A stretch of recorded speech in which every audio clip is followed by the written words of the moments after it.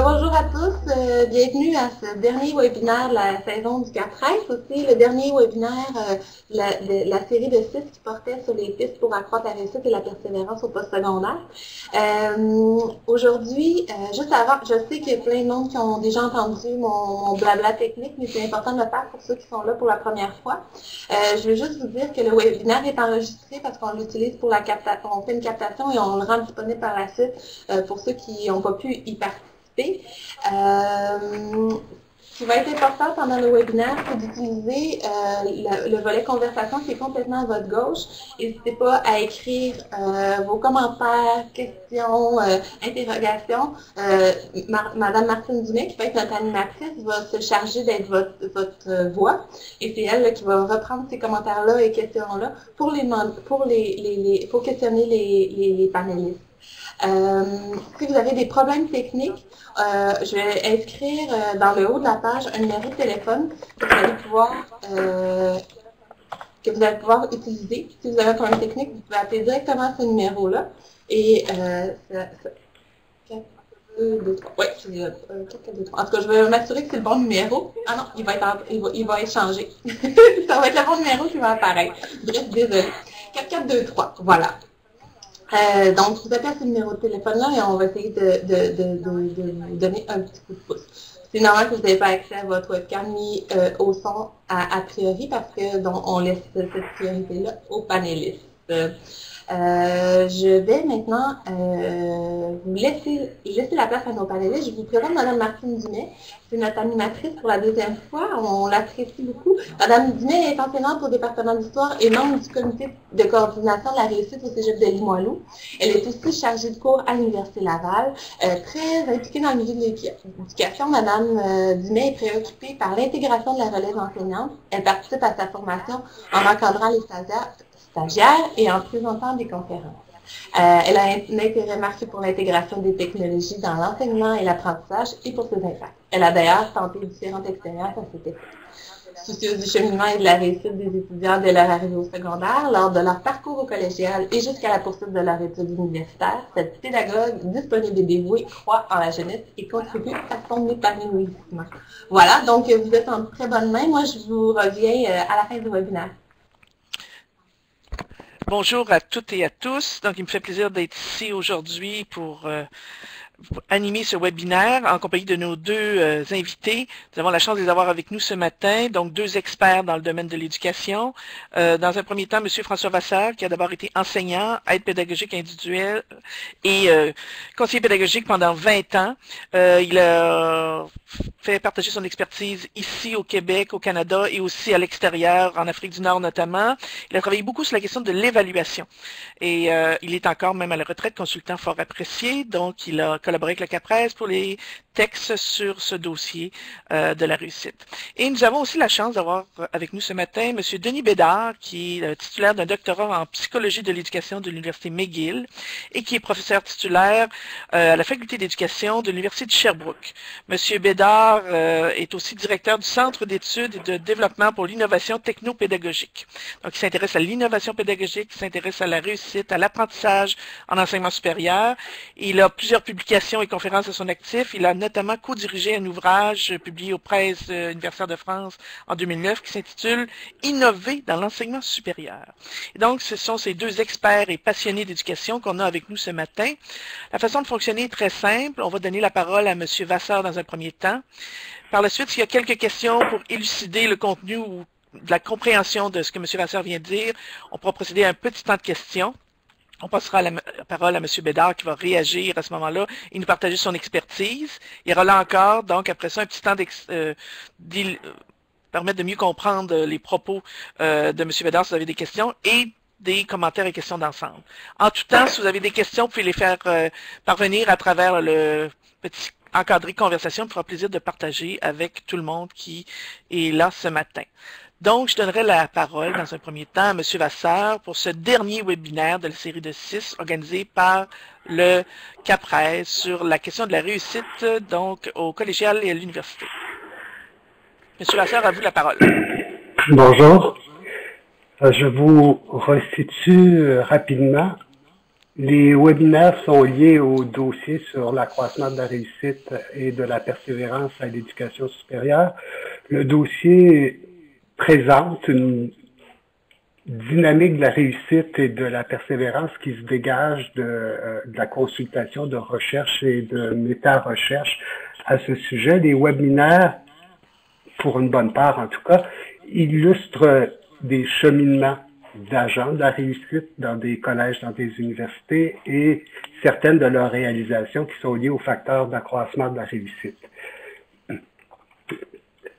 À la base du dossier, il y a cette conception, cette vision de la réussite, là, dont vous voyez les composantes et les manifestations ici. Là. Il est d'abord question de la réussite des étudiants et donc de la réussite des formations. Réussite qui repose sur l'engagement, sur le développement, la croissance des personnes à travers l'apprentissage en classe, mais l'apprentissage aussi qui est fait tout au cours de leur cheminement et des interventions de différents professionnels, et la réussite comme atteinte des buts des objectifs de formation, comme construction des compétences cibles de la formation, comme exploitation des ressources qu'on a développées, des chaînes qu'on a construites dans sa vie personnelle, dans sa vie sociale, dans sa vie professionnelle, et la réussite comme satisfaction, comme appréciation de son développement.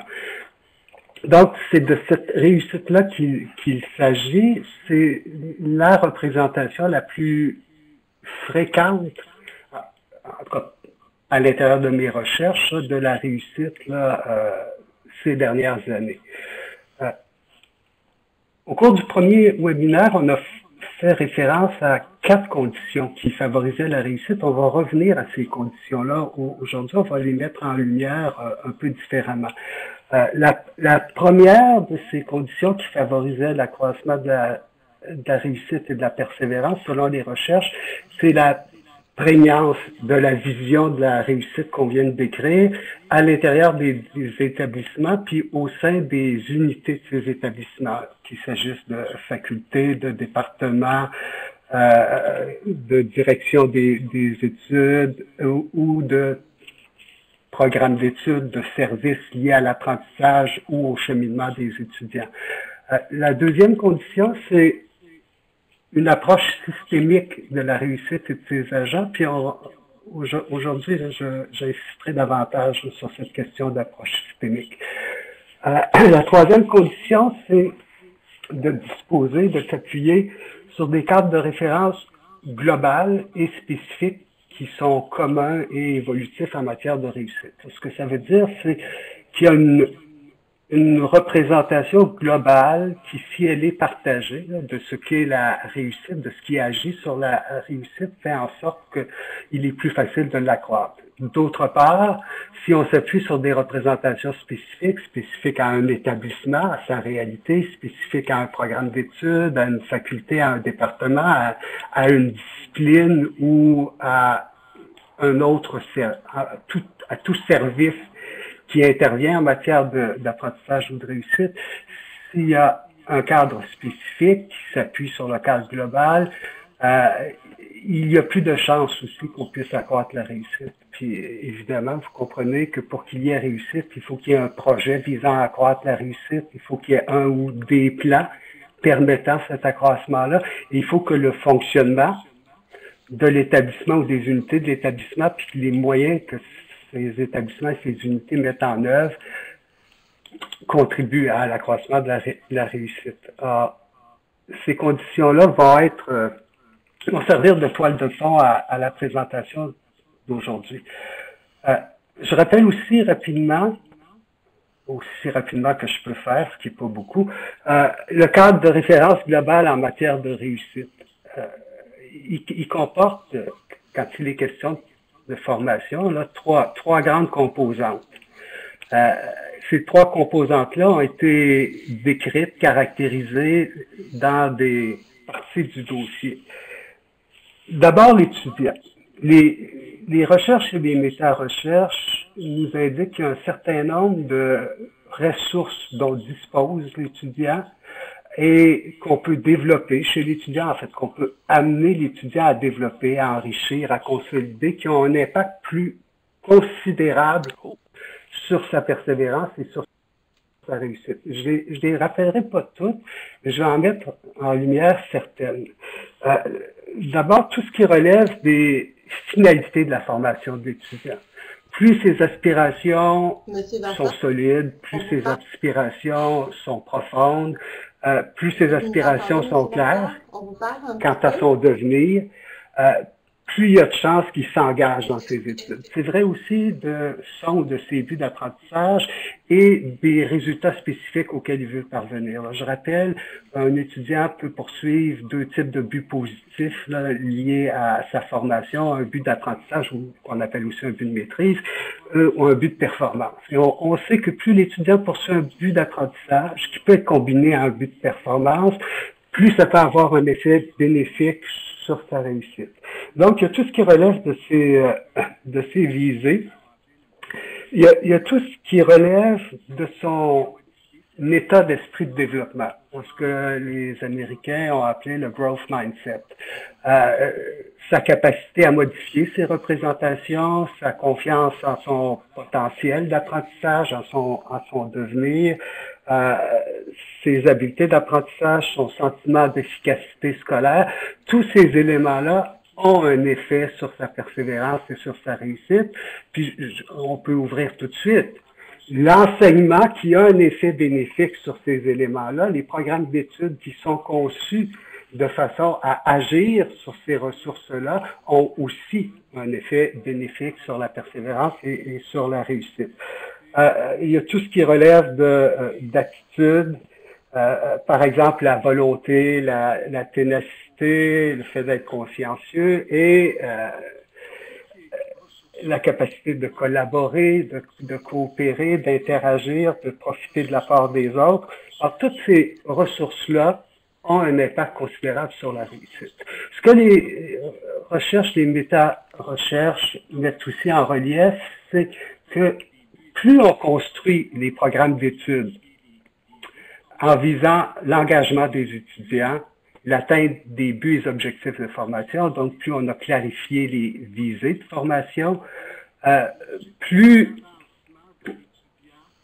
on élabore les formations dans une logique de progression, c'est-à-dire une logique d'avancement de l'étudiant vers les résultats de la formation.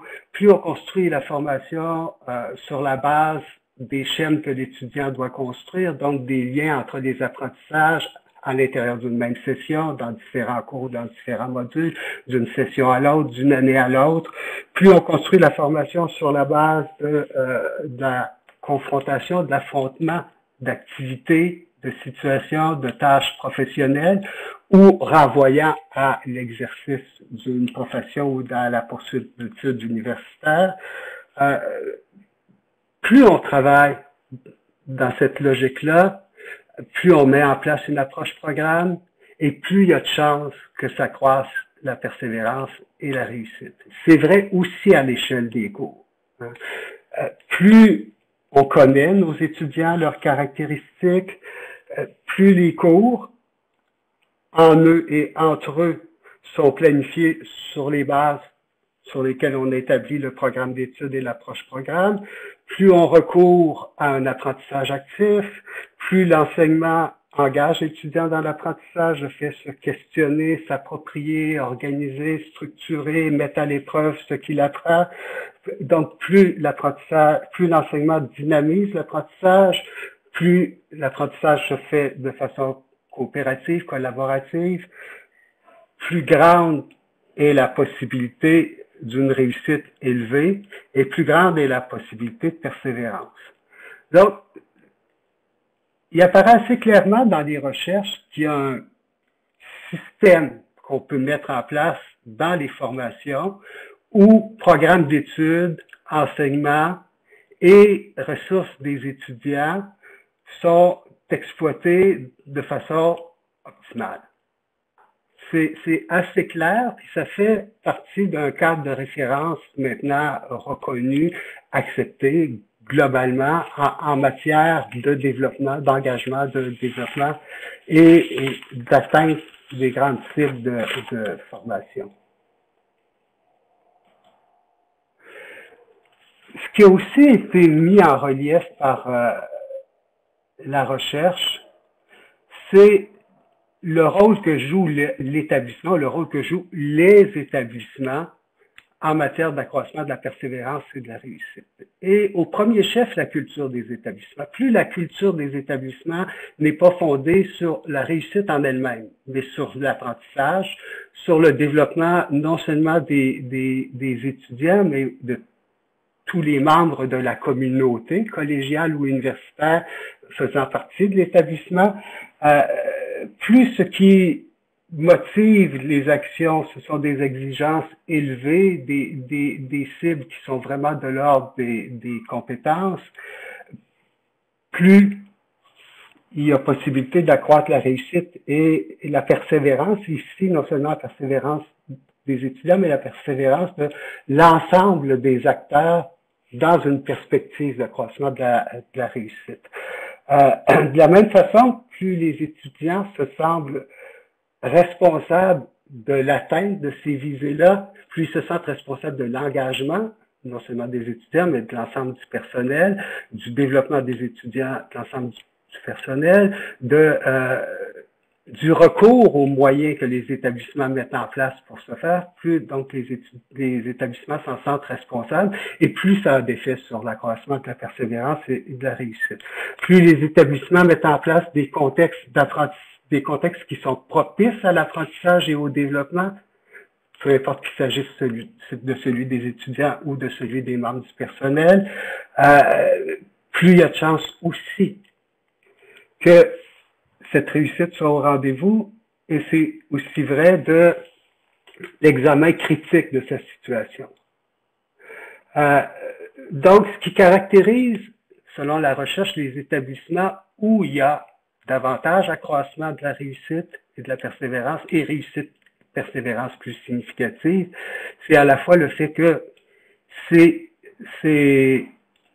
établissements-là soient capables d'apprécier sans complaisance leur situation, de formuler des enjeux qui sont pertinents par rapport à leur situation et considèrent les défis qui leur sont posés comme des occasions de se développer. Et ça se traduit par des orientations, des visées, des plans, des moyens et une caractéristique qui apparaît essentielle, sur laquelle je reviendrai tout de suite après, le fait que tout ça est mis en œuvre de façon orchestrée, soutenue, continue et ajoutée. Soutenue dans le temps, comme continue dans le temps, soutenue au moyen des ressources financières, soutenue au moyen des ressources humaines et ajustée.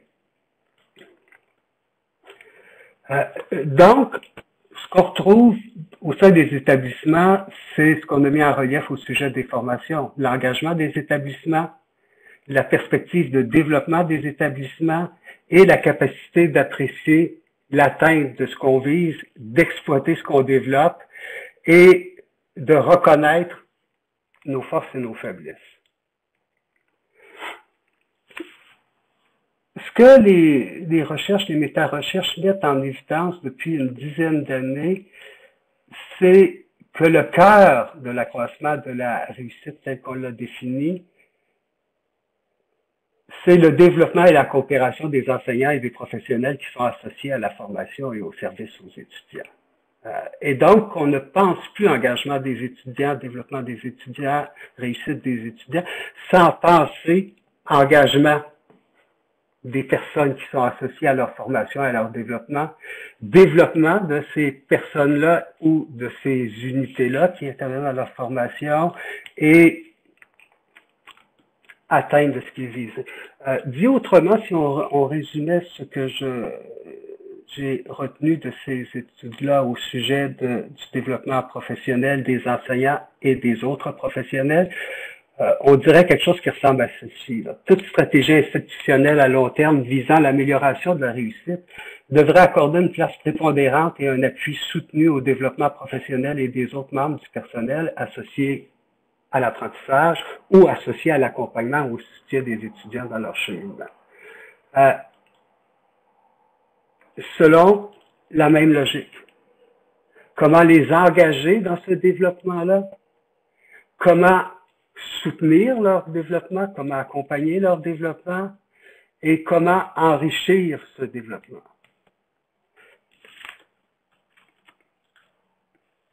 Essentiellement, se dégage là, de l'examen des programmes de développement ou des actions de développement et de coopération professionnelle qui paraissent avoir plus d'impact, ou des établissements où on a mis en place des programmes, une approche qui paraissent avoir plus d'impact.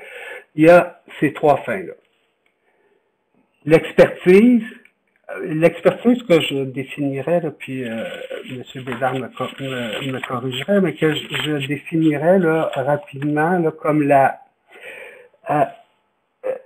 capacité à éclairer tout ce qui constitue l'apprentissage, le développement et l'atteinte de visées élevées, et tout ce qui constitue à orienter, mettre en œuvre de façon stratégique des actions permettant cet engagement-là, ce développement-là et cette atteinte des cibles.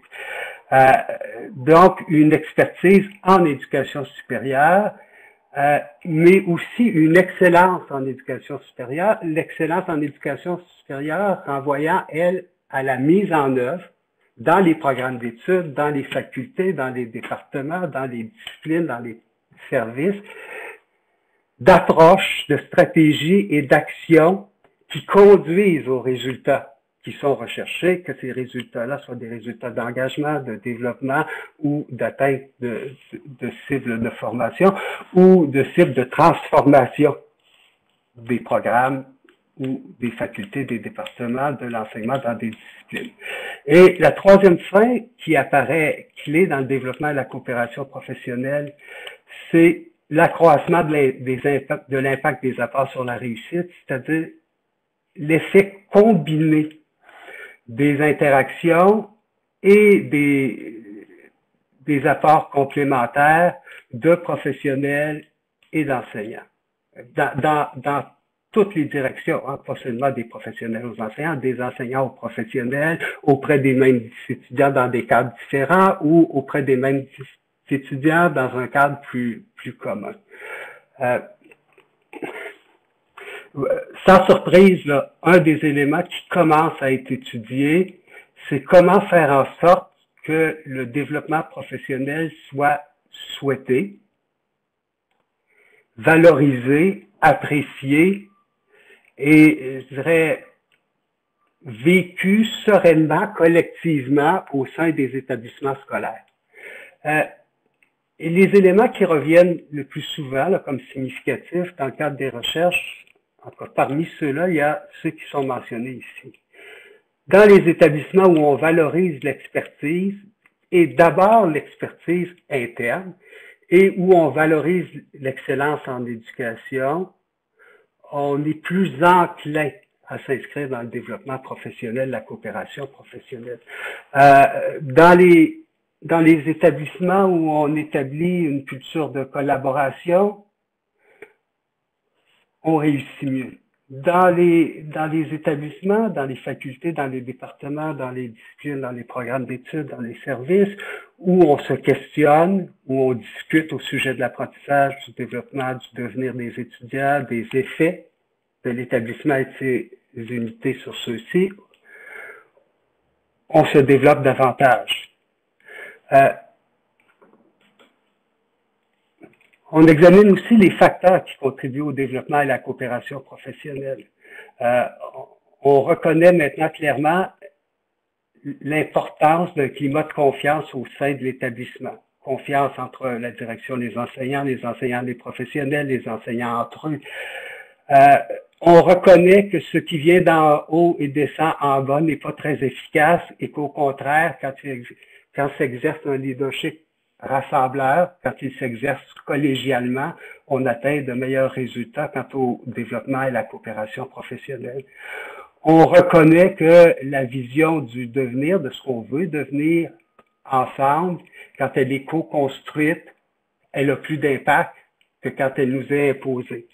On reconnaît que quand on a recours aux ressources internes, quand on reconnaît que quand on reconnaît l'expertise interne, on atteint mieux nos visées de développement.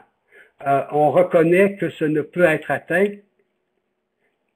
sans animation, sans soutien de la réflexion, du cheminement, sans encouragement, sans reconnaissance, sans bénéfice pour les personnes ou sans bénéfice pour les instances. Et il y a de plus en plus d'études, de recherches qui se penchent sur les moyens les plus efficaces de développement professionnel, des plus généraux, là, créer un environnement de travail accueillant, bienveillant, stimulant, valorisant, ce qui n'est pas toujours évident, d'en faire d'un enjeu institutionnel de ce développement de cette coopération, jusqu'à des éléments qui sont plus spécifiques. On constate que quand le développement et la coopération professionnelle sont inscrits dans les responsabilités, les activités, la culture facultaire, départementale, disciplinaire, quand ils sont inscrits dans la gestion des programmes d'études, dans toute la démarche de gestion, là, depuis la conception des programmes d'études jusqu'à leur examen et à leur ajustement, quand on tient compte, quand on met au premier plan les préoccupations des instances, et au premier chef, là, les préoccupations des facultés, des départements, des disciplines, des étudiants dans ces facultés, départements et disciplines, quand on les met au premier plan des activités de développement et de coopération professionnelle, on obtient des meilleurs résultats. Quand on implique et qu'on met en relation des enseignants-chercheurs en éducation, des enseignants praticiens, des professionnels, des responsables de la conception du développement des programmes d'études, etc., on obtient aussi de meilleurs résultats. Dernier élément, les études des recherches mettent en relief que quand on entre les activités dans les situations spécifiques vécues, au sein des établissements, des programmes, des disciplines, des facultés, des départements. Quand on les inscrit dans une démarche continue, quand on s'appuie sur des données probantes, quand ce qu'on vise, c'est l'expertise collective et l'excellence de chacun, on obtient aussi un meilleur résultat. Tout ça exigeant, bien sûr, soutien, accompagnement dans le développement, dans l'intégration, dans l'ajustement, le raffinement, et permettant sans doute l'ancrage de la coopération professionnelle. Je dirais que c'est probablement l'objet de discours, en tout cas un des objets de discours et un des objets de recherche et d'études les plus importants actuellement en éducation supérieure quand il est question d'accroître la réussite telle qu'on l'a définie, entre autres d'accroître la pertinence, l'efficacité des programmes d'études, la pertinence, l'efficacité de l'enseignement et la pertinence. Monsieur Vasseur, merci beaucoup pour cette présentation très riche. Je rappelle à ceux pour qui c'est la première fois que le webinaire est enregistré. Vous pourrez réentendre, parfois ça allait très vite là, dans le PowerPoint, entre autres, vous pourrez le relire. Est-ce qu'il y aurait pour l'instant quelques questions pour élucider des points plus précis, mais ce seraient des petites questions très rapides avant de passer à M. Bédard. S'il y a des éléments qui vous apparaissent importants, qu'on puisse avoir quelques éclaircissements. Vous laissez 30 secondes, le temps d'écrire peut-être. Il ne semble pas que ça bouge, donc on va passer la parole à M. Denis Bédard, qui va faire le pont avec ce que M. Vasseur vient de dire, mais à partir de sa propre pratique, donc un parcours très riche, et je lui donne donc la parole. Merci à vous, beaucoup. M. Bédard. Bonjour à toutes et à tous, ça me fait grand plaisir d'être avec vous aujourd'hui, et merci pour l'invitation d'avoir l'occasion de partager. Il y aura une période d'échange qui suivra ces interventions, donc j'anticipe avec plaisir cette possibilité. Une petite précision, Madame Dumais m'introduisait tout à l'heure en parlant de partage d'expertise. Ici, il sera aussi question de partage d'expérience. puisque la demande, dans le contexte de cette intervention, était de parler de l'évolution dans mon milieu de travail, qui est l'Université de Sherbrooke, là, de tout ce qui touche la réussite, mais aussi à travers ma propre expérience. Et donc, à travers les 4 diapositives de cette présentation, vous verrez surtout les 2 dernières là, qui représentent 2 axes du temps qui évoluent à partir de 1993, c'est mon arrivée ici. J'aurais pu commencer en 92 puisque j'ai été conseiller pédagogique au Cégep de Sorel-Tracy, répondant local Performa pendant 1 année. Et c'était à l'époque où on introduisait les compétences, l'approche programme là, dans le réseau collégial, donc ça bougeait beaucoup à ce moment-là, avec le lot de réactions favorables et moins favorables que ça pouvait générer. Mais j'ai quand même débuté avec plutôt l'année de mon arrivée ici à l'Université de Sherbrooke. En réaction à la présentation de François Vasseur, de François Vasseur, il y a une image qui m'est venue en tête un peu à la Boucard Diouf, qui pourrait dire que ça prend tout un village pour éduquer un enfant.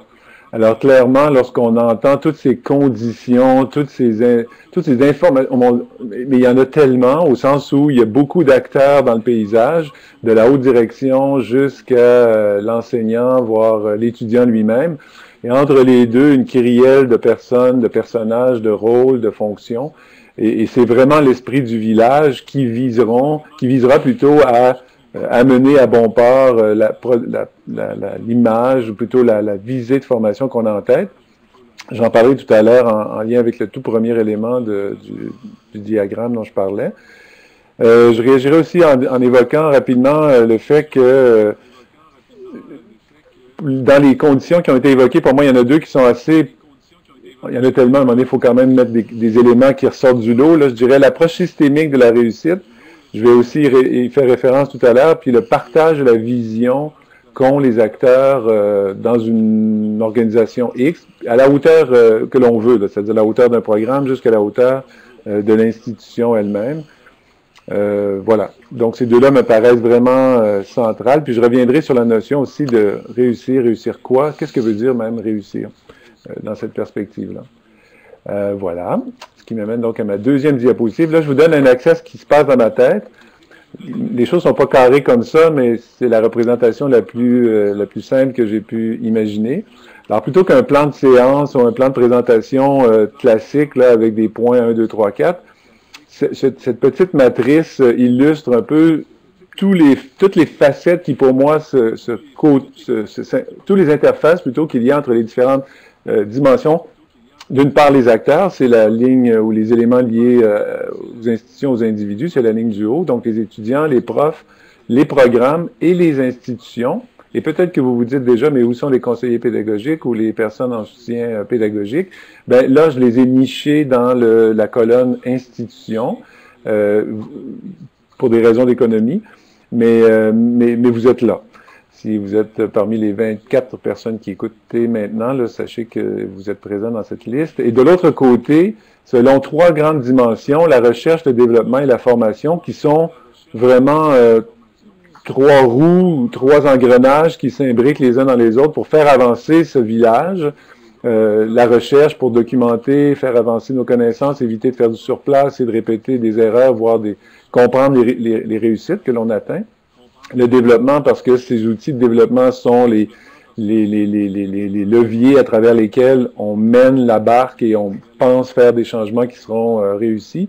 Et en fait, la formation, bien sûr que c'est important parce que ça touche tout le monde. Ça va de la formation initiale à l'accueil jusqu'à la formation continue, bien au-delà des périodes d'études formelles que sont, disons, le DEC et le bac ou la suite. Alors voilà, donc ce que je vais évoquer par la suite va se promener où les éléments vont toucher l'une ou l'autre de ces cases entre les 2 axes de cette petite matrice. Alors voilà, c'est ma première avant-dernière diapositive, si je puis dire, donc la 3e sur 4. Et vous voyez cet axe du temps. Alors 1993, c'est le moment où je suis arrivé à l'Université de Sherbrooke. En haut, c'est la portion de mon expérience professionnelle. Et là, il y a 2 couleurs utilisées pour les textes. La couleur orange fait référence à tout ce qui touche le volet formation et la couleur formation et développement. Et la couleur verte fait référence à ce qui touche le volet recherche. Alors, je les ai distingués de cette façon-ci. Et sous l'axe, vous avez le volet institutionnel qui touche alors des développements de l'institution donc de l'Université de Sherbrooke au cours de la même période. Et je vais donc essayer de faire des allers-retours entre la partie supérieure et la partie inférieure de cet axe. Et j'ai intitulé ou inscrit dans l'axe elle-même là, une dynamique de la réussite à l'Université de Sherbrooke. Personne n'a jamais formulé ça comme ça, mais disons que c'était une façon d'encapsuler la thématique d'aujourd'hui. Mais je crois que tout le monde avait ça en tête, sans l'avoir nécessairement mis comme étant un leitmotiv dans la durée là, qui pourrait amener à expliquer tous ces développements ou toutes ces actions. Alors, je démarre par le haut. Que veut dire réussir? C'est la toute première question que je me suis posée, moi, comme enseignant, lorsque je suis arrivé ici, pas conseiller pédagogique, mais après mon travail de conseiller pédagogique au Cégep de Sorel-Tracy, comme je le disais plus tôt, puisque normalement ou habituellement, la plupart des profs, quand on est dans une salle de classe, la réussite, c'est souvent associé à ce qui est visible, un peu comme pour l'iceberg, c'est-à-dire ce qu'on voit. Alors, donc, des étudiants engagés qui sont actifs, on demande s'il y a des questions, ils lèvent tous la main ou beaucoup, on formule des hypothèses ou des réflexions ou des assertions, ils vont réagir. Enfin bref, tout ce que je peux voir est associé souvent au fait que ça a réussi mon affaire. Bien sûr, il y a l'évaluation qui suit pas loin derrière, c'est-à-dire il y a des notes qui sont produites. Plus la moyenne est bonne ou élevée, plus je me sens confiant, puis ça me donne un aperçu de ce que c'est vraiment avoir fait un bon travail de prof. Là, j'ai bien préparé les ingrédients, je les ai bien agencés les uns avec les autres, j'ai livré ça de la bonne façon et ça donne des étudiants qui ont appris. Alors, c'est ce que j'avais en tête en 93 lorsque j'ai fermé la porte de la salle de classe après ma toute première intervention dans un cours à des étudiants de deuxième année du bac en adaptation scolaire. À l'hiver suivant, je les ai suivis en stage dans une école primaire de Sherbrooke parce que c'était des interventions qu'ils allaient faire comme orthopédagogues. Et tout heureux de voir le fruit encore plus avancé, l'évoluer de ce travail de formation, pour constater finalement qu'il y avait beaucoup de trous dans le fromage, beaucoup de difficultés à transférer les acquis, à réutiliser ce savoir-là. Et je me suis dit, coudonc, c'était quoi la réussite finalement là? Je pensais avoir réussi à l'automne, puis à l'hiver, j'étais plus sûr de rien. J'étais plus sûr de ce que ce concept-là voulait dire dans ma représentation initiale des choses. Et c'est pour ça, dans le fond, que le concept de réussir est à définir de façon très précise. Au départ, on pourrait le définir comme la réussite scolaire, c'est-à-dire réussir les activités de l'école ou de l'institution scolaire. Des examens, des tests, à la limite bien se comporter. Mais lorsqu'on introduit la notion de compétence dans l'espace de formation, on va au-delà des murs de la salle de classe. Déjà, on interface toutes les activités de formation les unes avec les autres parce qu'elles contribuent en tant que ressource à l'élaboration de la compétence et à son développement. Mais on va même au-delà de l'institution, puis on se projette dans la réalité future que seront les stages ou la pratique effective professionnelle dans lesquels se retrouveront ces personnes. Et donc ça change la donne sur ce que veut dire alors réussir. Et avec des professeurs, des collègues de la Faculté des sciences, il y a 2 ans, on s'est beaucoup posé la question, qu'est-ce qu'on ajouterait normalement au bout de réussir? C'est quoi réussir? Réussite scolaire? Réussite éducative? Si on est dans la réussite traditionnelle du prof moyen, si l'on veut, c'est réussir l'acquisition de savoir. J'ai fait un plan de cours, un syllabus, je passe l'information. Avec la notion de compétence, et même avant ça, on s'est dit, tiens, il y aura aussi des savoir-faire. Alors, il y a des labos, il y a des activités professionnelles, il y a donc des savoir-faire. Mais qu'est-ce qu'on fait du savoir-être? Très souvent, on l'a poussé du côté des activités de formation pratique, puis on s'en préoccupe relativement peu en classe.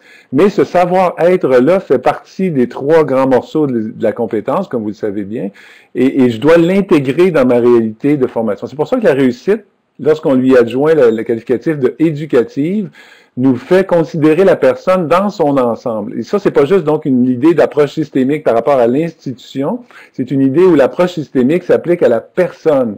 La personne aussi représente, si on veut être un peu plus technique à propos de ça, là, un système complexe qui a plusieurs facettes. Et là, nous aussi, on peut jouer sur ces différentes facettes-là. Alors, c'est dans cette perspective que, comme enseignant, constatant ce que j'évoquais tantôt, je me suis dit, il faut que je change la donne. Alors, mes premières actions pour favoriser la réussite de mon côté, ça a été de me dire que je ne pouvais pas enseigner ou continuer d'enseigner de la façon dont j'enseignais à ce moment-là, c'est-à-dire, vous voyez un peu comment je gesticule, donc je suis assez à l'aise devant une salle de classe, la communication passe bien, mais les étudiantes, même mon évaluation en termes d'évaluation d'enseignement était bonne, mais c'était quand même pas ça l'idée, puisque l'idée c'était de faire en sorte que les étudiants acquièrent quelque chose qui, au-delà du temps qu'ils passent avec moi et du temps qu'ils passent à l'université ou au cégep, va donner des retombées effectives, encore une fois. Alors donc, ma façon d'enseigner, d'essentiellement des exposés avec des petits ateliers, était pas suffisant. Donc, je vous raconterai pas tout le détail du reste, mais disons que j'ai changé la donne beaucoup pour adopter à cette époque-là l'apprentissage par problème, puis ça même, ça a évolué dans le temps. Mais à côté de ça, et là je descends sous l'axe, il y a un service de soutien à l'enseignement qui existe à l'Université de Sherbrooke qui vient d'être mis en place. L'institution est passée d'un bureau d'appui pédagogique à un service de soutien à l'enseignement. Vous verrez, il y a plusieurs évolutions là, de ce service en termes d'appellation dans le temps et des ressources qu'il a mis en ligne. Paradoxalement, je ne connais pas vraiment ce service-là. Alors, toute la réflexion dont je viens de vous parler, là, pour moi, elle n'est pas du tout liée à la disponibilité de conseillers pédagogiques, à l'existence de ressources documentaires professionnelles ou d'expertise, comme François l'évoquait tout à l'heure.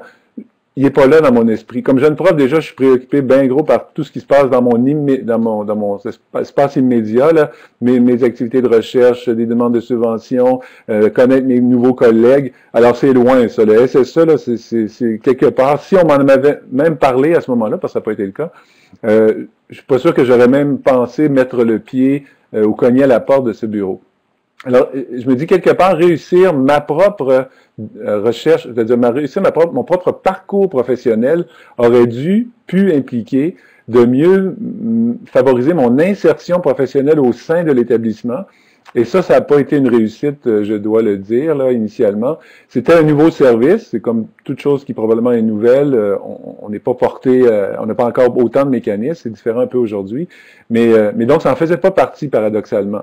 Même s'il y avait un soutien de ce côté-là, mes activités n'en prenaient pas, n'en favorisaient pas ça. Par contre, la recherche, oui. Alors, de ce que j'évoquais précédemment, est venue une invitation en 94, donc c'est déjà l'année qui suit, à m'engager dans des activités de recherche pour questionner, et là, il y a quand même un lien parce que ça se passe en médecine. Médecine, en 1987, à l'Université de Sherbrooke, a implanté l'apprentissage par problème à hauteur du cursus complet, donc des études prédoctorales, les 4 années. Moi, ce que je faisais dans mon petit cours, c'était moi, une chargée de cours, ensemble, qui changions la donne pour 3 fois 45 étudiants, qui étaient 3 groupes classes que l'on avait, donc 135 étudiants. Mais là, on parle, en fait, pas beaucoup plus de personnes par année, mais sur l'ensemble des 4 années. Donc, l'APP, qu'est-ce que ça change? Est-ce que ça aide à faire en sorte que les étudiants vont mieux réussir leur formation prédoctorale ou doctorale, si vous voulez l'appeler comme ça, là, en médecine? Alors donc, on avait besoin de recherche, et une recherche a été subventionnée par le Conseil de recherche en sciences humaines avec des collègues de grand nom, là, René Yvon, Jacques Tardif, Jacques Desmarchais, qui était le vice-doyen d'enseignement de l'époque, et on a commencé à mettre le pied là-dedans. C'est extrêmement intéressant parce que cette recherche-là commençait à dire on peut faire beaucoup de développement, mais oublions pas parallèlement de chercher à comprendre pourquoi encore les choses se passent bien ou mal. Donc, expliquer, hein, il y a 2 grandes cibles, prédire les choses, expliquer les choses, c'était dans ces trajectoires-là que l'on définissait. Bon, alors, en 94, on se lance dans ces activités de recherche à la faculté de médecine, beaucoup de monde, une petite cohorte qui avait l'impression, je pense, d'être des cobayes là, pédagogiques pour ces personnes qui venaient les déranger avec des questionnaires, des observations et tout. Parallèlement, l'Université de Sherbrooke met en place ce que l'on a appelé le Fonds d'appui à la pédagogie universitaire, donc un premier acronyme pour ça, FAPU, et donc on en a bénéficié. Alors, on a été chercher une subvention à l'externe, qui est pour la recherche formelle, mais on a aussi été chercher une subvention à l'interne, qui était pour nous permettre de faire les ajustements, donc tout de suite prendre acte de certaines des premières données que l'on avait pu colliger avec ces personnes.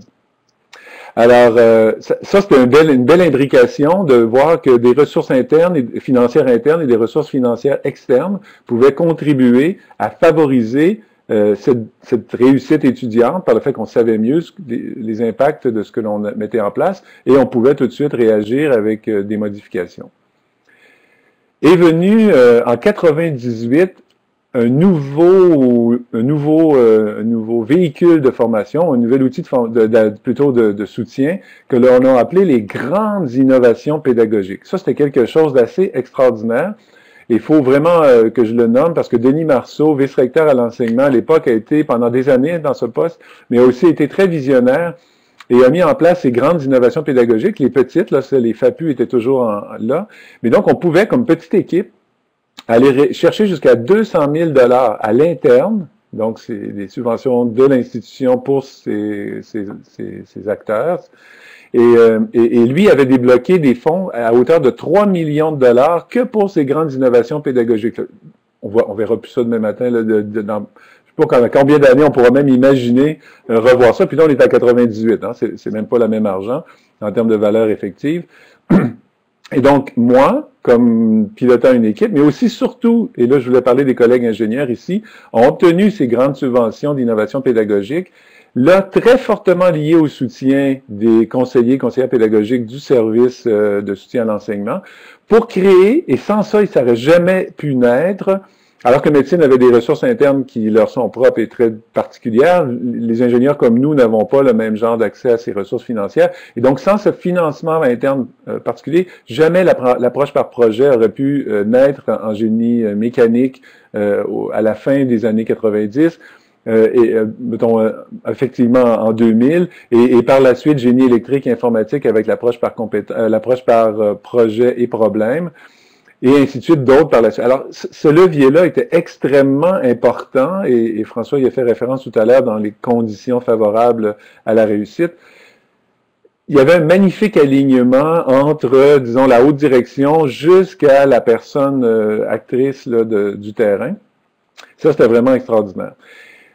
Donc, développement, recherche, les choses s'imbriquaient bien les unes dans les autres. Il nous manquait le volet formation là, pour nous aider à attacher, ou en tout cas faire profiter encore plus de monde que le contact individuel, conseiller pédagogique, prof, si l'on veut, de tout cela. Et c'est là qu'on a parti avec un collègue retraité que vous devez connaître sûrement, Roland Villot, là, un cours qu'on a intitulé « Enseignant en contexte universitaire ». Là, c'était notre façon de dire, OK, il faut quand même chercher à mobiliser dans quelque chose qui est à la croisée de la formation continue et de la formation initiale, si l'on veut. Un cours qui est offert initialement, qui n'était offert qu'aux doctorants qui s'acheminaient dans une perspective soit d'enseignement collégial, soit d'enseignement universitaire. Alors, il faut dire jusqu'à ce moment-là, les conseillers pédagogiques s'attardent essentiellement à soutenir les profs individuellement.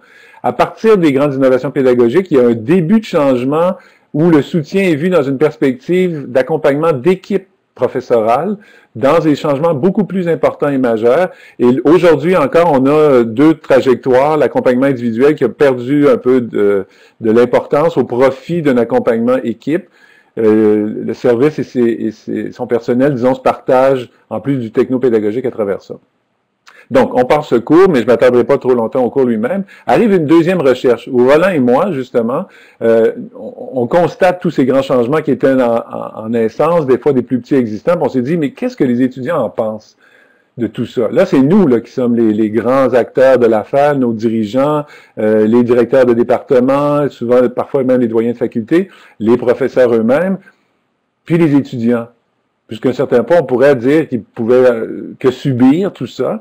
En étaient-ils conscients? Qu'est-ce qu'ils en pensaient? Alors, on a proposé au vice-recteur Marceau, dont je parlais tout à l'heure, de faire une enquête à l'intérieur de l'espace de l'Université de Sherbrooke, qu'on a intitulée « J'ai mon mot à dire », en parlant ou en donnant la parole aux étudiants, l'occasion de s'exprimer.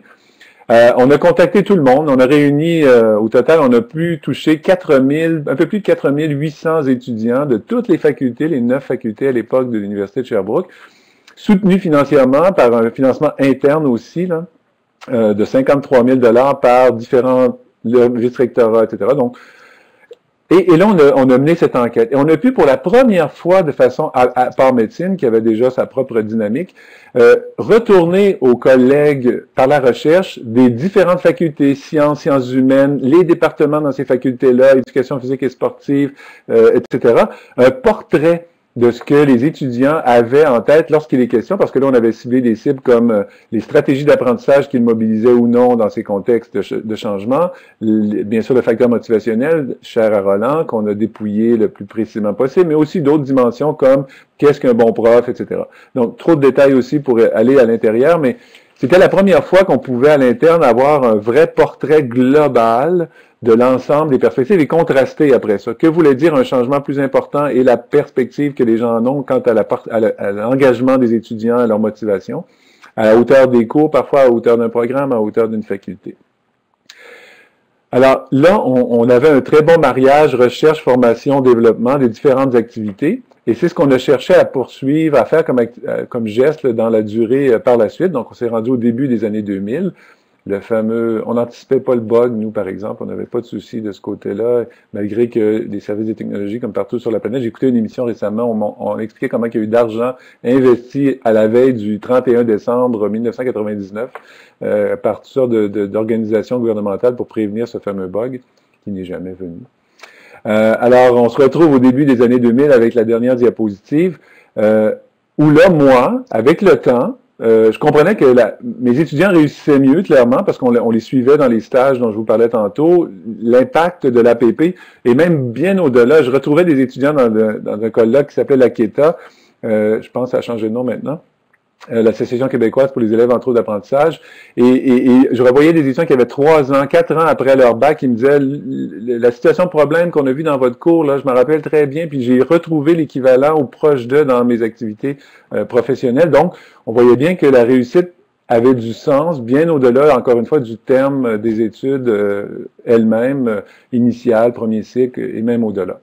Et donc, moi, ce que ça a fait, c'est qu'avec le temps, mon expertise a basculé jusqu'à un certain point. De orthopédagogue de formation que je suis, m'étant préoccupé de mon propre enseignement et en ayant fait de cet enseignement un objet de recherche, pas juste le mien, mais ceux de mes collègues, ma recherche en orthopédagogie a diminué, ma recherche en pédagogie de l'enseignement supérieur a augmenté, vraiment le principe des vases communicants.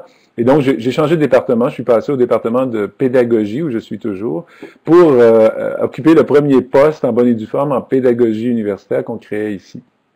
Et donc, ce changement professionnel-là a donné le ton à des recherches plus formelles, d'autres subventions du Conseil de recherche en sciences humaines, et c'est ce que vous voyez à travers la prochaine intitulée en vert, où on s'est intéressé alors aux prédicteurs de l'engagement et de la persévérance.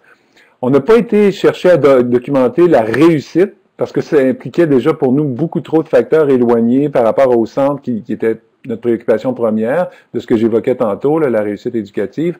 Mais on s'est intéressé donc à sous-peser ce que voulait dire être engagé et être persévérant, pas dans un cours, mais dans un programme. Alors, ça, on a fait un choix spécifique parce que la littérature, essentiellement, parle d'engagement et de persévérance à travers les cours. Il y avait très peu de recherches à l'époque qui la documentaient à travers un investissement dans la durée de 3 ans. Là, il y avait encore des bacs, il y a encore des bacs de 3 ans, 3 ans, 4 ans et parfois plus. On s'est dit, qu'est-ce qui change? Et comme on s'est intéressé à quelque chose d'un peu plus que François appelait tantôt des systèmes, justement, à quel système on fait référence? Nous, le système de référence, c'était le programme. Et là, on s'est dit, tiens, ça, c'est comme une organisation, à la limite, au sens où il y a des acteurs à différents niveaux, comme je l'évoquais plus tôt. On a été fouillé dans une littérature qu'on n'avait jamais regardée, celle de l'engagement et de la persévérance, mais dans le milieu de travail. En fait, on s'est dit, quand tu passes 4 ans à l'université dans un bac X, c'est comme si tu étais embauché dans une entreprise pendant une durée Y, et puis là, tu évoluais, puis les choses venaient, sortaient. Et il y a beaucoup plus que mon contact prof-étudiant, il y a mon contact prof-responsable de programme, prof soutien pédagogique, académique, etc., et l'université. Donc, il y a beaucoup de variables. Et ça nous a fait introduire une nouvelle dimension qu'on n'avait jamais regardée, qui est le stress. Je le souligne parce que vous allez voir pourquoi dans une seconde. Donc, ce sont les facteurs de stress. On s'intéressait pas et on pouvait pas les documenter la façon dont les gens vivent le stress. On s'est intéressé à comment ils percevaient des éléments dans leur environnement qui pouvaient être ce qu'on appelle des prédicteurs de stress, ou c'est-à-dire des stresseurs. C'est pas juste un néologisme ou un anglicisme, c'est utilisé beaucoup en sciences de la santé. Donc, les stresseurs, les éléments qui augmentent le stress, et les soutiens ou le support qu'ils reçoivent, des éléments qui diminuent leur stress. Ça, c'est tel que perçu par eux dans l'environnement.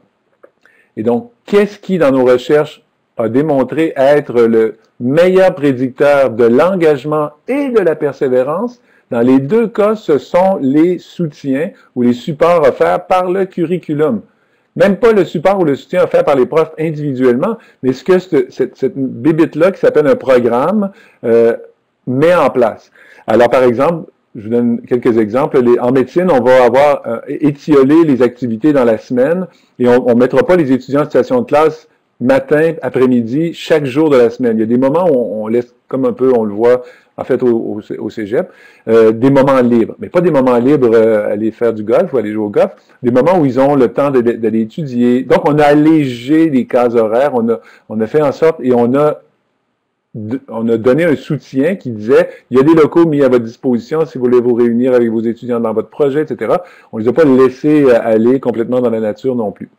Et donc, le premier prédicteur de leur engagement et le premier prédicteur de leur persévérance, c'est leur perception de ce que le programme a mis en place. C'est quand même significatif. Je ne rentrerai pas dans les autres, encore une fois, trop de détails, mais ce que je voulais surtout ajouter, c'est qu'on n'a pas réussi à prédire aussi bien la persévérance qu'on a réussi à le faire pour l'engagement. L'engagement, là, presque tous les prédicteurs, on peut expliquer la variance à hauteur de 85% de la variance est comprise dans les éléments ou les prédicteurs qu'on a mis en place, les déterminants, si vous voulez. Mais pour ce qui est de la persévérance, on a pu atteindre seulement une explication à hauteur de 45%, 40 quelques % de la variance. Et ça, qu'est-ce que ça nous dit? C'est que la persévérance scolaire est lié beaucoup à des facteurs qui ne sont pas directement sous notre contrôle, fût-il à hauteur d'un programme, voire de l'institution. Il est lié dans la littérature beaucoup à ce qui se passe à l'extérieur de la vie de l'étudiant, sa réalité sociale, sa réalité financière et économique, le fait qu'il soit encore en couple ou pas en couple, le fait qu'il ait des enfants, pas des enfants, le fait qu'il travaille 25 heures par semaine ou 2 heures par semaine. Enfin bref, toutes des choses qui n'ont rien à voir a priori avec ce que moi, vous pouvez avoir ou faire comme action pour soutenir cette personne-là. Et donc, il faut reconnaître un peu ce que veut dire mettre en œuvre toutes ces mesures pour nous assurer, entre guillemets, si on veut, de la réussite des étudiants. Parce que vous connaissez les modèles longitudinal ou causal plutôt explicatif, de la motivation jusqu'à la réussite. Entre les deux, il y a donc cet engagement, cette persévérance, etc. On peut pas tout dire, on peut pas tout expliquer, et on peut surtout pas tout contrôler, même à travers toutes les mesures dont François nous parlait tout à l'heure. Et donc, à l'intérieur de notre institution, le service de soutien à l'enseignement, au tournant de cette période-là, là, où on a obtenu des subventions 2 fois consécutives avec la même équipe multidisciplinaire, s'est appelé tout à coup le service de soutien à la formation. Alors, ce changement d'appellation visait à faire en sorte qu'on se centrait un petit peu moins sur l'enseignant et son enseignement, et un peu plus sur justement cette idée de former quelqu'un, former des gens, et nous en faisions autant partie, puisqu'on apprend comme prof des choses, et puis on se forme soi-même à travers cette expérience de terrain qui est enseignée. Et ce service devient alors vraiment un accompagnateur comme regroupement dans la perspective du changement lui-même. Et donc ça, c'était bienvenu, et ça disait que l'institution prenait acte, et pas juste au niveau des mots, mais disons des vagues de fond de ce que la littérature évoquait comme étant des changements fondamentaux sur le passage du paradigme de l'enseignement au paradigme de l'apprentissage, et ça, c'est bienvenu. Autrement dit, il faut que les dirigeants c'est-à-dire, qu'est-ce qu'on fait quand on est directeur de cégep ou recteur ou directeur d'un service? On n'est pas dans une salle de classe. Mais nos actions peuvent tout autant impacter la perception qu'on a de ces services-là si, de fait, dans leur façon d'utiliser un nouveau vocable, ils traduisent les grandes tendances existantes dans la réalité. Alors, pas longtemps après ça, en 2005, si je me trompe pas, là, je vais juste regarder mes notes. Oui, voilà, en 2005, on a créé à l'Université de Sherbrooke ce qu'on a appelé le mois de la pédagogie universitaire. Et ça, c'était l'occasion de dire, écoutez, c'est bien de faire vos recherches, c'est bien mais il faut communiquer, il faut partager cette information-là. Et là, j'ai pas eu le temps d'insérer dans mon pas eu le temps, j'ai surtout pas pensé. Mais disons que si vous êtes familier avec le Scholarship of Teaching and Learning, une des grandes sous-dimensions de cette mouvance-là ou de ce cadre de référence-là, c'est l'idée de communiquer à des pairs et à la communauté scientifique le fruit, même s'il est relativement modeste, là, de mon enquête dans ma classe et autres. C'est pas toujours des grandes recherches subventionnées par des organismes subventionnaires dont il doit être question. Et c'est ce que visait à faire le mois de la pédagogie universitaire. Et depuis ce temps, c'est toujours en place. Le mois d'avril à l'université ici est consacré à la pédagogie universitaire. Et pendant les 4 semaines de ce mois, il y a des activités pilotées beaucoup par le vice-rectorat à l'enseignement qui mettent de l'avant des collègues qui ont reçu des subventions, qui viennent présenter des grands changements, des réflexions, l'évolution d'un programme, etc. C'est très dynamique. Et je vous dis pas que ça regroupe 80% des collègues à chaque séance de présentation, là, mais toute personne qui a le moindrement un questionnement à travers ses actions quotidiennes ou hebdomadaires peut trouver là source de méditation ou de réflexion ou de façon de considérer un changement, et surtout des collègues à qui en parler, en plus des personnes conseillères pédagogiques au service lui-même.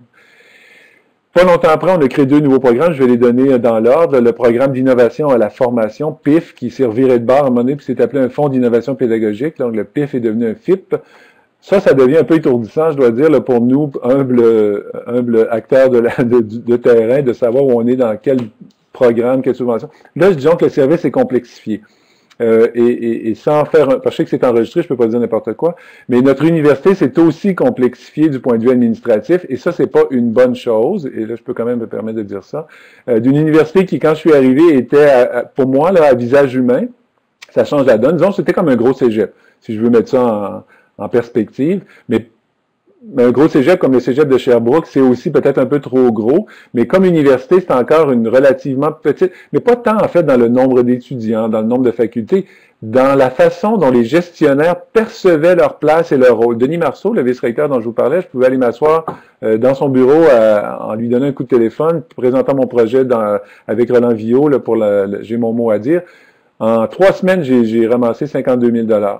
Impossible aujourd'hui, trop de strates administratives. Alors, parallèlement au fait qu'on donne dans un service donné des outils, des moyens, des ressources, si l'administration complexifie les leviers et les passerelles par lesquelles il faut passer pour atteindre quoi que ce soit, un formulaire X à compléter, 4 pages pour obtenir 10 000 $ ou plus, si ça se trouve, ça désengage la plupart des gens qui sont susceptibles d'avoir des initiatives, des idées novatrices, etc. Et donc, il faut une certaine souplesse administrative et il faut jamais la perdre de vue parce qu'on peut aussi nous-mêmes se tomber dans une perspective ou dans un contexte un peu plus sclérosant, là, si on veut, dans ce contexte-là.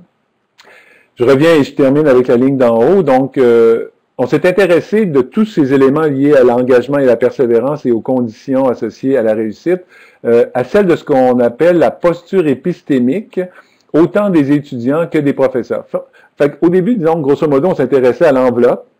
Maintenant, on s'est intéressé aux individus dans la structure et ce qui se passe dans ces individus-là. Donc, moins leurs actions, bien qu'on les observait également, mais surtout comment ils étaient comme, et là, je reviens presque au savoir-être, la posture épistémique, c'est un peu, disons, ma façon personnelle et individuelle de concevoir le savoir, ma place, mon rôle dans cet espace qui est une salle de classe ou autre situation plus de pédagogie active, classe inversée par exemple.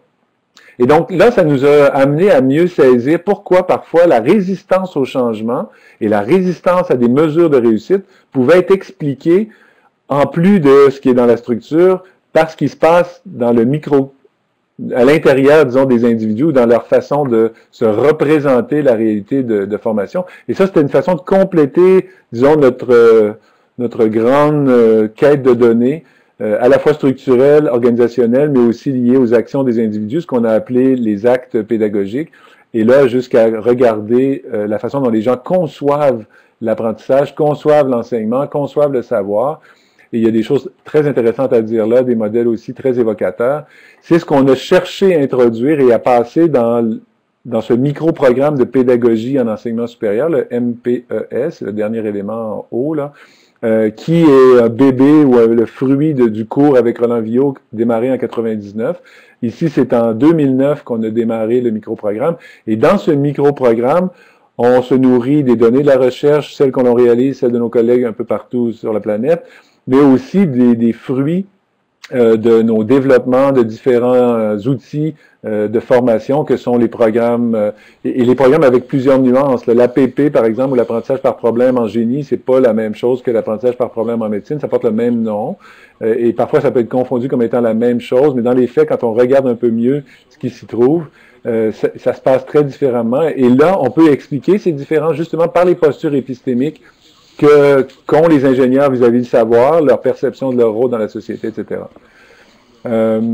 Alors voilà, aujourd'hui, les choses se continuent. Là, j'ai 3 petits points au bout de 2012, avec la création d'un nouveau centre de recherche, pas celui auquel on m'a associé au début, mais avec un plus élargi. Celui-là est dans un autre qu'on appelle allez, le nom échappe. Mon collègue directeur serait pas content. PED10, voilà. Donc, PED10, c'est un acronyme qui est construit autour de pédagogie, didactique et technologie de l'information et de la communication. Et donc ici, ce qu'on a fait comme pari, c'est que dans cette faculté, on pouvait réunir autour d'une même table des soi-disant pédagogues, c'est-à-dire des gens qui n'avaient pas d'autres spécialités que d'être préoccupés par l'apprentissage et l'enseignement, qui est déjà pas mal, des didacticiens, mathématiques, sciences, français, langue, etc., et des technologues orientés ou des personnes techno-pédagogiquement, disons, stimulées, pour qu'ils arrivent à concevoir à la fois leur formation, leurs compétences et leur expertise, mais aussi des projets de recherche de façon partagée commune. C'est un gros défi, je dois le dire. C'est un jeune centre qui est né il y a à peine 3 ans, mais de façon plus concrète, 2 ans d'activité. Mais c'est le pari qu'on fait qu'on peut pas rester dans l'atomisation de nos différents champs d'expertise pour commencer à expliquer ce qu'est ce grand village là je disais au début de former des gens, et qu'il fallait chercher à, disons, concilier.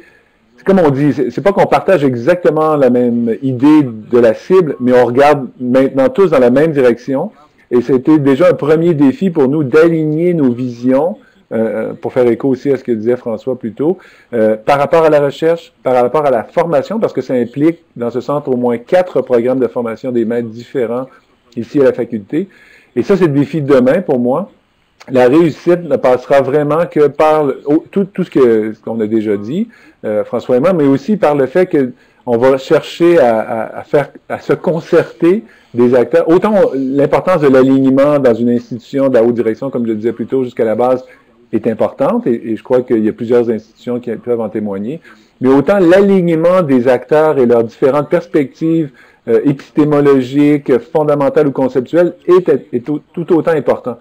Parce qu'imaginez si à chaque fois que vous ouvrez un bouquin, on vous raconte une nouvelle histoire, l'histoire des didacticiens, l'histoire des pédagogues, l'histoire des technologues, ça finit que là, la soupe est tellement dense qu'on sait plus, on s'y perd en conjoncture. Et donc, je crois que le défi qui nous est qui nous revient, c'est de chercher à aligner les choses pour faire en sorte que, au final, sans parler d'une grande théorie générale de ce que veut dire réussir, on arrive à nous concerter et aligner nos propres prescriptions et éléments normatifs de la façon de former, d'accompagner et de favoriser la réussite de nos étudiants.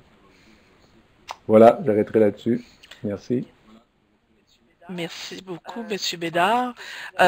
Pendant que vous avez partagé votre expérience et votre parcours, il y a une dame, Mme Marie-Josée Joly, qui a dit « Étant conseillère pédagogique à l'élémentaire et au secondaire, je peux facilement appliquer vos constats à notre situation. » Donc, on voit que ce que vous avez énoncé comme constat rejoint beaucoup de gens dans l'évolution du système d'éducation au Québec, et c'était fort intéressant et pertinent. Là, on accueillerait les questions de notre auditoire. Donc, pour les gens qui sont là, si vous avez des questions, vous pouvez les inscrire et je vais les transmettre à nos participants, à M. Vasseur ou à M. Bédard. J'ai quelques questions en réserve moi-même. Je vais attendre, je vais vous donner la priorité. Donc, je pense qu'il y a des gens qui sont en train d'inscrire. Ce ne sera pas très long. Ça prend juste quelques minutes de délai avant que la question nous parvienne, le temps d'écrire et d'inscrire les choses. Oh, Madame Joly confirme en plus que les constats sont pertinents aussi pour l'Ontario, puisqu'elle est conseillère pédagogique en Ontario actuellement. Donc, on voit combien ça rejoint des gens. Donc, on commence à recevoir quelques questions ou constats. On a Madame Huguette Dupont qui est en train d'inscrire, donc son commentaire ou sa question, ce ne sera pas très long. Je vais peut-être poser une première question à François Vassy. Ah, elle est arrivée. Elle demande à M. Bédard, pouvez-vous approfondir les activités du mois de la pédagogie universitaire? C'est vrai que ça semble très intéressant de consacrer un mois de l'animation dans une grande institution comme l'Université de Sherbrooke. Pouvez-vous nous décrire un petit peu plus les activités? Oui. Quelques exemples. Alors, si je les catégorise, disons, il y a toutes les présentations qui ont à voir avec toutes les personnes ou groupements de personnes qui ont été, qui ont profité des FIP ou des PIF, c'est-à-dire des ressources financières à travers ces fonds. Et donc, chacune de ces personnes, chaque petit groupe est invité à venir présenter, peu importe l'étape où ils en sont rendus, là, que ce soit encore relativement jeunes, conception de, ou des gens en train de ramasser des données pour les partager avec la communauté universitaire. Ce faisant, l'institution cherche à déjà faire un partage à l'intérieur de son institution là, du fruit de ses actions. Alors ça, c'est un premier groupe. Ensuite, il y a des gens qui peuvent être responsables d'un programme, responsable dans une faculté, un vice-doyenne qui se dit « Hey, il s'est passé des choses chez nous vraiment intéressantes, on n'a pas été chercher des fonds pour ça, mais il y a des développements intéressants, puis on a le goût d'en partager, de le partager avec vous. » Donc, il se fait soit l'équivalent des symposiums dans un grand événement comme l'ACFAS, par exemple, ou des colloques, c'est-à-dire pas un symposium. Mais donc, il y a des gens parfois qui vont prendre une journée complète ou une demi-journée pour faire passer tout ce qu'il y a eu comme développement à l'intérieur de ça. Il y a des gens comme nous, au microprogramme, qui organisons une journée colloque pour que nos étudiants ou les personnes participant à notre formation puissent avoir l'occasion de venir partager le fruit de leurs travaux, parfois très élaborés dans certains cours. Donc, plutôt que de faire notre colloque ailleurs dans l'année, on le fait dans le mois de la pédagogie universitaire. Puis enfin, il y a des événements thématiques, c'est-à-dire où on va, comme cette année, j'ai participé à un événement qui m'est apparu très intéressant, naturellement, parce que c'est peu discuté, mais c'est le lien entre les ordres professionnels et les formations universitaires. Ça pourrait être le cas au collégial en partie pour ce qui est de certaines associations, du moins. Mais comment on vit là, avec cette chose qui s'appelle un ordre professionnel, qui a ses propres exigences, ses propres contraintes, ses propres outils d'accréditation, quand nous-mêmes on évalue, on donne un aperçu à l'étudiant, il a réussi. Mais non, en fait, il n'a pas encore réussi parce que le collège des médecins d'un côté, ou l'ordre des ingénieurs de l'autre, ou l'ordre des notaires, je sais pas, va arriver avec autre chose par la suite. Alors, le concept de réussite doit être resitué. Et là, ce à quoi on est arrivé comme conclusion, c'est qu'il fallait, en fait, avoir une espèce de table de concertation où chaque ordre professionnel devrait s'asseoir avec, si on avait encore l'équivalent de la CREPUC, c'est-à-dire si toutes les universités, en tout cas, avaient un ou une voix unique, les représentants, ou l'équivalent au niveau cégep, arrivaient à dire entendons-nous donc, c'est comme les passages cégep-université, un jour les gens sont entendus sur comment faciliter les passages rapides d'un niveau à l'autre. Voilà, alors il y a des journées, des demi-journées thématiques comme ça. Ça compose pour l'essentiel, disons, le menu du mois de la pédagogie universitaire. Et je dirais que sur les 4 semaines, il peut y avoir entre 3 et 5 événements ou présentations ou conférences. Puis parfois, on reçoit des conférenciers aussi. Là. On a reçu, par exemple, ce qu'on appelle les prix 3M. Vous connaissez peut-être la SAPES ou SPLHI, là, qui est la Société pour l'avancement de la pédagogie en enseignement supérieur. C'est pan-canadien, c'est bilingue. Et donc, eux attribuent chaque année des prix d'enseignement à des acteurs de l'enseignement dans les collèges ou dans les universités canadiennes. Et ces gens-là, parfois, sont invités à aller faire des conférences ou des interventions sur leur parcours expérientiel. Alors, on a parfois aussi comme ça des conférenciers qui viennent nous voir. Madame Dupont, est-ce que ça vous convient comme réponse? Est-ce que vous aimeriez avoir plus d'informations? Bon, elle répond super intéressant, merci. Je dois malheureusement quitter. Donc, elle a d'autres obligations professionnelles. Elle vous remercie. Monsieur Vassal, est-ce que vous auriez quelque chose à partager à la suite de tout ce que vous venez d'entendre, du témoignage et du partage de Monsieur Bédard? Évidemment pas avec les mêmes moyens, mais je dirais le cheminement des années 90 à ces années-ci a été globalement le même dans les cégeps que dans les universités. Je dirais le déplacement des préoccupations de l'enseignement individuel vers les formations est le même. Les modifications au travail des conseillers pédagogiques est le même. Ce qui est peut-être différent, puis qui n'a pas été mis en place ni réussi là, de la même façon dans l'ensemble des institutions collégiales, c'est qu'il est peut-être plus facile, puis heureusement parce que les moyens sont encore plus faibles, financiers sont encore plus faibles dans les cégeps, il est peut-être plus facile dans les cégeps de faire en sorte que professionnels et enseignants collaborent, en tout cas interagissent. Qu'il s'agisse d'aide pédagogique, qu'il s'agisse de conseillers pédagogiques, de professionnels liés à l'orientation, services de psychologie, services adaptés, parce que le cadre du programme d'études est un cadre qui est, je dirais, largement accepté maintenant au collégial, peut-être un petit peu plus difficilement en formation préuniversitaire, mais en formation technique à tout le moins, et que l'organisation a évolué de telle sorte que les différents acteurs, qu'ils soient professionnels ou enseignants, sont de plus en plus rattachés au programme d'études, de sorte que le développement, la collaboration, la coopération se font de plus en plus je dirais, d'une part dans le cadre des programmes d'études en tenant compte des caractéristiques des étudiants, des visées de formation, des interrogations des enseignants, des préoccupations des aides pédagogiques qui accompagnent les étudiants dans leur cheminement, que les rencontres avec les étudiants pour obtenir leur perception des choses sont aussi plus faciles, ce qui est peut-être devenu plus difficile dans les collèges ou moins présent dans les collèges, c'est un transfert qui soit plus large. C'est-à-dire que la dynamique de la réussite ne soit pas centrée seulement sur la dynamique de la réussite dans les programmes d'études, mais plus largement sur les échanges collectifs au-delà des programmes d'études au sujet de la réussite, là, entre gens appartenant à différents programmes intervenant au sein de différents départements. Cette dimension-là a peut-être, puis ça peut être différent d'un établissement collégial à un autre, mais a peut-être moins présente qu'elle l'était, là, Monsieur Bédard faisait référence, moins présente qu'elle l'était durant les années 90, où on se questionnait à la fois sur la réussite et sur les programmes d'études et sur la formation fondamentale, où tous ces éléments-là étaient en jeu en même temps.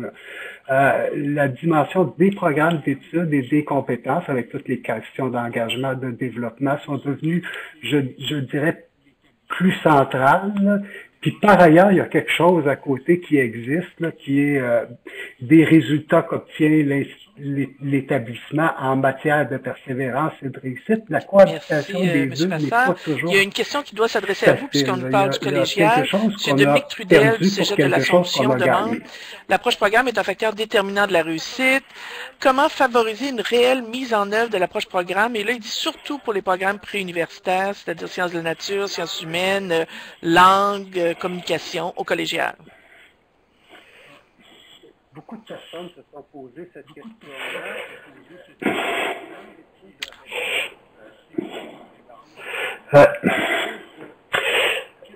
Beaucoup de personnes se sont posées cette question-là, puis il y a eu assez peu de réponses concluantes. Qu'est-ce que je connais, moi, d'approche plus réussie, disons, d'approche programme? Ces approches programmes-là ont été implantées davantage en langue ou en communication qu'en sciences humaines ou en sciences de la nature, probablement parce qu'il y a au point de départ un sentiment de liberté, une perception de possibilités d'innovation qui sont plus grandes chez les enseignants de ces programmes préuniversitaires-là. D'autre part, il y a peut-être moins de contraintes universitaires d'entrer dans les universités, dans les programmes. Puis, par ailleurs, il y a une perspective multidisciplinaire ou pluridisciplinaire plus présente dans ces programmes, alors que la culture interdisciplinaire est souvent dominante en sciences de la nature ou en sciences humaines.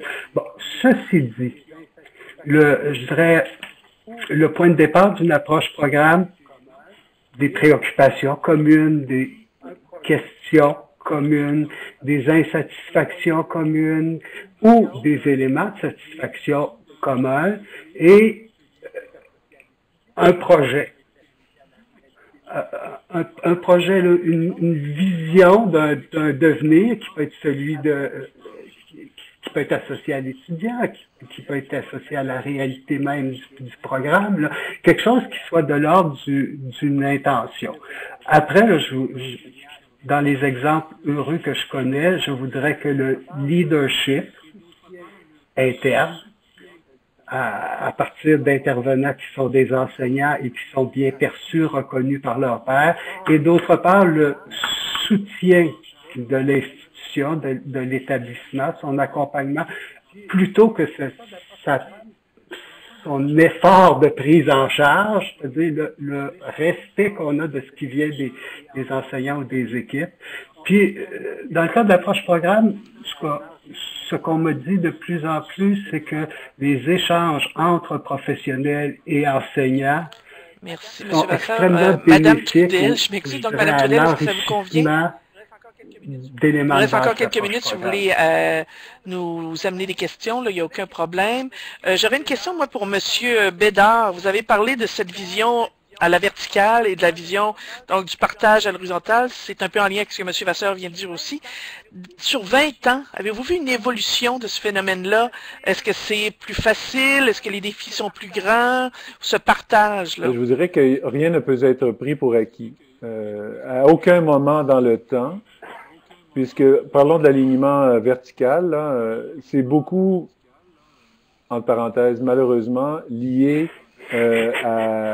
aux dirigeants, aux personnes, à l'équipe dirigeante de l'institution. Alors, il y a plusieurs cas recensés dans la littérature, puis je pense que tout le monde pourrait penser à quelque chose qui est arrivé autour d'eux, là. Dans une institution donnée, là, j'ai en tête un cas en Belgique, un cas en Nouvelle-Zélande, mais même ici, une nouvelle équipe entre en place avec, même si on a essayé d'installer des choses là, qui devaient relativement subir l'effritement du temps, vont re-questionner ceci. Et ça peut se faire doucement, comme ça peut se faire de façon un peu plus radicale. Il y a vraiment toutes sortes de tendances. Donc, on peut rien prendre pour acquis de ce côté-là.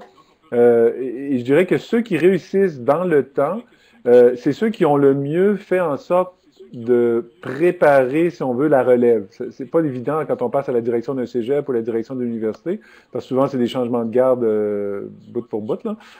Les personnes quittent, d'autres arrivent. Mais souvent, il reste une équipe de soutien derrière, de professionnels, des fois des directions d'adjointes, etc., qui peuvent représenter, disons, des vecteurs de continuité, tout en pouvant questionner certaines actions. Chaque nouveau dirigeant, généralement, cherche à mettre sa couleur, à laisser son empreinte dans son temps ou la durée de sa gestion. Alors, il y a quand même un moyen. Par exemple, la faculté de médecine a lancé l'APP en 87 et encore aujourd'hui, c'est près de 30 ans plus tard, on en fait toujours. On a revisité 3 fois de façon importante et à d'autres moments ce qui s'y fait. Mais fondamentalement, cette vision-là n'a pas été perdue. Alors, il y a et ça, c'est beaucoup en partie justement avec cette préparation au legs d'un futur dirigeant à un autre. Et puis, pour ce qui est de l'axe horizontal, la plus grande difficulté ici, c'est comme de faire en sorte qu'on comprenne ce besoin systémique, justement, ou organisationnel, qui fait que ce soit le conseil pédagogique, les différents acteurs dans les salles de classe, voire des associations étudiantes dans certains cas, parfois un peu plus présentes, que cette concertation, cette mise en commun, ce partage est disons, le gage qui permettra éventuellement de faire en sorte que l'on va être reconnu comme champ de recherche de façon aussi parfois en France, entre autres, là, les sciences d'éducation sont mal vues ou mal perçues, même ici, parce que c'est pas des vrais scientifiques, c'est pas des vraies recherches. Et donc, quelque part, on est un peu responsable de ça si nous-mêmes, on n'arrive pas à concerter nos propres actions comme arrivent à faire les scientifiques dans d'autres domaines. Alors voilà, je crois qu'il faut être au fait de ça. Et dans la durée, il faut passer le bâton à quelqu'un d'autre. Si on le passe pas, là, c'est là les risques de coupure vont être importants.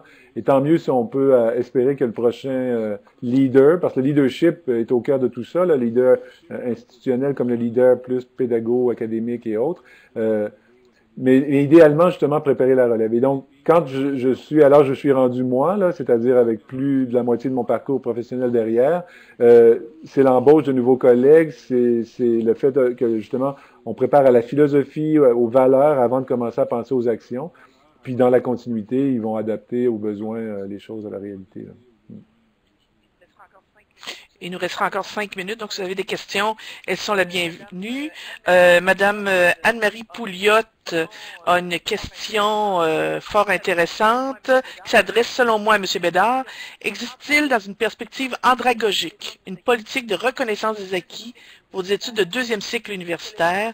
Si oui, quel est le fonctionnement? De plus en plus, moins dans la recherche, moins pour les filières de recherche, c'est-à-dire les programmes maîtrise SR ou l'équivalent, mais beaucoup, et sans même pouvoir l'éviter, dans les programmes de formation de type professionnel. Alors les MED, les maîtrises en éducation ou les maîtrises en différents champs disciplinaires comme le MBA, sont des maîtrises qui prennent et ont mis en place des critères de reconnaissance du savoir d'expérience ou du savoir professionnel. Et l'équivalent là et ça c'est vraiment programme par programme, là, d'une certaine grille de correspondance entre X années d'expérience à titre de dirigeant, d'enseignant, de conseiller pédagogique, et le fait d'être de se voir crédité, là, je pense que c'est le sens de votre question, sinon corrigez-moi. Le travail qui a été déjà fait, autrement acquis par des activités professionnelles. Comme par exemple, dans ce que nous, on a créé il y a 1 an et demi, ou presque 2 ans maintenant, un doctorat professionnel en éducation, donc le DED, doctorat en éducation. Si on arrive de but en blanc d'une progression bac, maîtrise, doctorat, on va avoir un certain nombre d'activités à compléter initialement qu'une personne qui arriverait du travail n'aura pas à faire. Mais c'est vrai aussi pour les programmes de formation à la direction des établissements d'enseignement primaire et secondaire, pour ce qui est à faire ici au département de formation et de gestion, département de la formation et gestion de l'éducation, voilà, pour ça. Ouais. Madame Pouliot, est-ce que ça vous convient? Je ne sais pas ce que vous voulez dire par perspective andragogique, cela dit spécifiquement, mais là, je vous ai parlé plus de la mécanique des choses. Est en train de répondre, ce ne sera pas très long. Donc, on arrive presque à la fin de ce webinaire. Après la réponse de Mme Pouliot, je laisserai peut-être le mot de la fin à François Vasseur en lui suggérant peut-être de revenir sur ces termes d'expertise et d'excellence, qui me semblent être 2 pivots fort importants de ce qu'il a énoncé et mis en place au départ. On va juste voir la réponse de Mme Pouliot qui devrait arriver d'une seconde à l'autre. Mais cette question-là, je trouve l'articulation entre l'expertise et l'excellence est particulièrement intéressante, je crois. Madame Pouliot remercie en disant les étudiants qui ont été sur le marché du travail avant un retour aux études. Donc, ça va? Monsieur Vasseur, est-ce que vous pourriez, donc vous qui avez œuvré pour les dossiers du CAPRES et les nombreux webinaires, donc nous amener le mot de la fin? Monsieur Bédard a bien situé l'expertise quand il a parlé du pouvoir d'expliquer et de prédire jusqu'à un certain point. L'excellence, elle renvoie à l'utilisation des produits de cette expertise-là dans l'activité même d'enseigner ou d'intervenir auprès des étudiants à différents titres pour atteindre ce qui est visé ou pour progresser vers l'atteinte de ce qui est visé. L'expertise en éducation supérieure se développe rapidement et devient de plus en plus riche.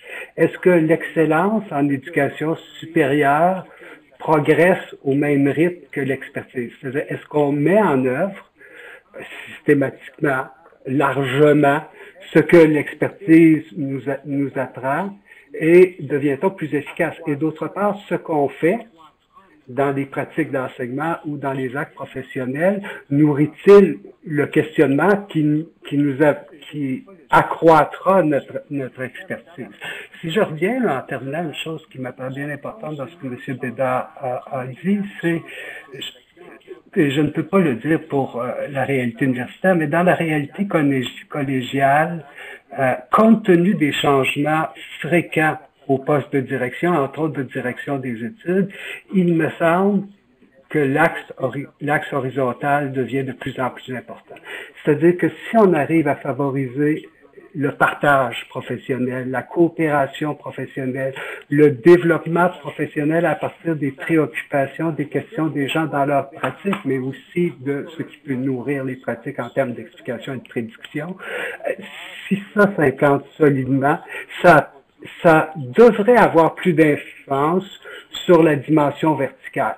Ça devrait permettre d'exercer plus de pouvoir sur l'orientation des choses. Professeur Bédard, pour le milieu universitaire, en fait, je distinguerais peut-être moins en termes de milieu universitaire versus collégial, mais je fais partie d'un réseau là, de collègues un réseau international qui s'appelle, on l'a appelé en anglais parce que c'est la langue commune sur la planète, mais le Network for Excellence in Higher Education. C'est le réseau pour l'excellence en enseignement supérieur. Et nous, on propose ce groupe-là, on propose que l'excellence devienne l'ADN de l'enseignement supérieur, au sens où vraiment, pour arriver à faire en sorte de qualifier nos diplômes, de leur donner une valeur au niveau social, et justement, c'est pas on distingue l'excellence selon qu'elle est de nature sociale ou sociétale. Alors, quand on parle d'excellence sociale, on ne veut pas dire une excellence qui se confond avec l'élitisme ou ses privilèges, là. On parle d'une excellence sociale qui se propose à tous et pour tous. C'est vraiment une perspective différente de ce à laquelle on associe habituellement le mot excellence. Et l'excellence sociétale, c'est justement au sens de ne pas faire en sorte que ça répond à des intérêts de quelques-uns seulement, mais à des intérêts généraux, à un bien commun. Et donc, cette idée d'excellence sociale et sociétale, c'est comme le vent dans notre voile de tous les mécanismes dont on a parlé, là. Et pour nous, c'est de plus en plus important et ça devrait teinter autant ce qui est sur l'axe horizontal que sur l'axe vertical, à notre sens. Et donc, on a publié un ouvrage au début de l'année passée sur cette thématique-là.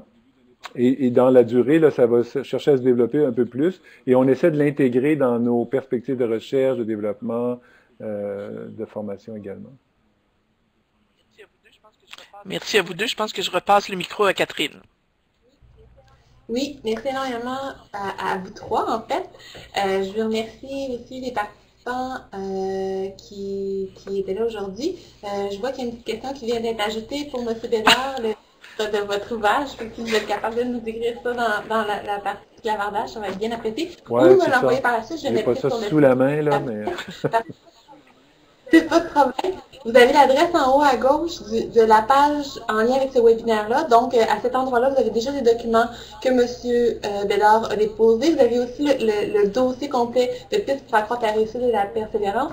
Je me permets, à cet effet-là, de remercier énormément M. Vassar parce que derrière ces webinaires-là, il y a énormément de travail, mais préalablement à ça, M. Vassar a fait un travail considérable pour faire la rédaction, pour développer le dossier PIST pour accroître la réussite et la persévérance.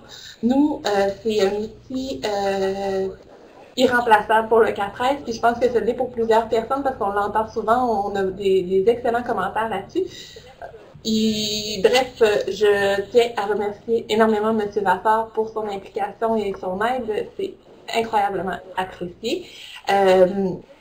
Je voulais aussi vous dire que, bon, c'est le dernier webinaire du 4S pour cette saison. On commence à l'automne, donc au début de l'automne, vous pourrez avoir accès au calendrier de ce qui s'en vient. Je veux juste vous dire que la semaine prochaine, on a une dernière activité au 4S, c'est en collaboration avec le Carrefour de la réussite au collégial. On va être à l'AQPC, au colloque de l'AQPC dans le cadre des rendez-vous de la réussite. C'est 2 ateliers. M. Vassar y sera également parce qu'on va parler de développement professionnel et réussite, à la fois à partir de tout le volet qui vient du dossier, mais aussi il va y avoir un atelier qui va être avec différents acteurs qui viennent du Cégep de Limoilou qui vont nous parler de leur expérience. Bref, c'est une invitation pour ceux qui sont disponibles la semaine prochaine à l'AQPC, jeudi en fait, en avant-midi. Et sur ça, ben, il me reste uniquement... Oh, je vois de l'information. Il y a des questions qui passent. Non, c'est le titre de l'ouvrage, Catherine. Parfait. Excusez-moi, désolée. J'ai de la misère à faire 2 choses en même temps. Bref, encore une fois, ben, il me reste juste à vous souhaiter un très bel été et en espérant vous voir cet automne. Merci à tous. Au revoir. Bonne fin de journée.